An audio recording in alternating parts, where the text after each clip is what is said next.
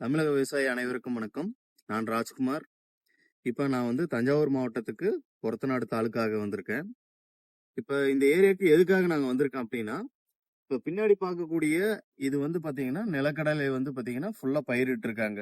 இப்போ இந்த ஒரத்தநாடு தாலுக்கில் வந்து பார்த்தீங்கன்னா மேக்சிமம் வந்து பார்த்தீங்கன்னா இந்த நிலக்கடலையானது இப்போ சீசன் இருக்கு. இப்போ இந்த நிலக்கடலையில என்ன மாதிரி பிரச்சனையை நம்ம பார்க்குறோம் அப்படின்னா, இந்த நிலக்கடலையில பின்னாடி வரக்கூடிய இந்த ஒரு 50 நாள் ஆயிருச்சு. இந்த 50 நாளையில அதாவது இந்த இலைய சுரண்டி சாப்பிடக்கூடிய கேட்டபிளஸ், அதாவது வந்து பாத்தீங்கன்னா இந்த ஸ்போடோபெட்ரா வகையை சேர்ந்தக்கூடிய இந்த கேட்டபிளஸ் வந்து பாத்தீங்கன்னா இருக்கு. இப்ப இந்த இதை வந்து நம்ம எப்படி கண்ட்ரோல் பண்ணுவோம் அப்படின்னா, அதாவது உயிரியல் முறையிலையும் பிளஸ் வந்து கெமிக்கல் முறையிலையும் நம்ம எப்படி கண்ட்ரோல் பண்ணுவோம் அப்படின்னு நம்ம பார்க்கக்கூடியது. அதாவது இந்த உயிரியல் முறையில நமக்கு வந்து பாத்தீங்கன்னா பெவேரியா பேசினா அப்படிங்கக்கூடியது இருக்குது.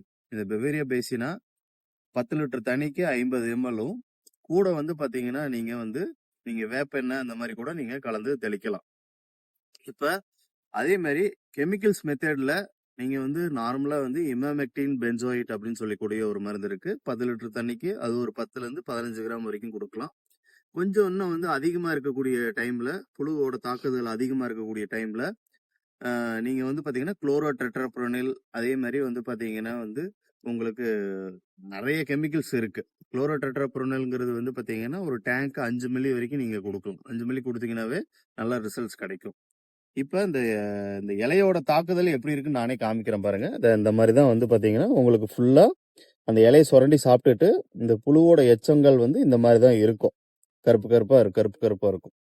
ஏன் நம்ம இதை கண்ட்ரோல் பண்ணணும் அப்படின்னா, இப்போ மெயினா வந்து இந்த இலையில இருக்கிற சுரங்கள் தான் வந்து பாத்தீங்கன்னா கீழே வந்து காய் நல்லா பிடிப்பு நல்லா கிடைக்கும். இப்போ நம்ம இலையோட ஒளிச்சேர்க்கை இல்லாம போயிருச்சு அப்படின்னா, இந்த இலை வந்து பாத்தீங்கன்னா அப்படியே வந்து இதாயிட்டு நம்ம காய் உருவாகிறது வந்து பாத்தீங்கன்னா ரொம்ப வந்து ஈல்ட பாதிக்கும்.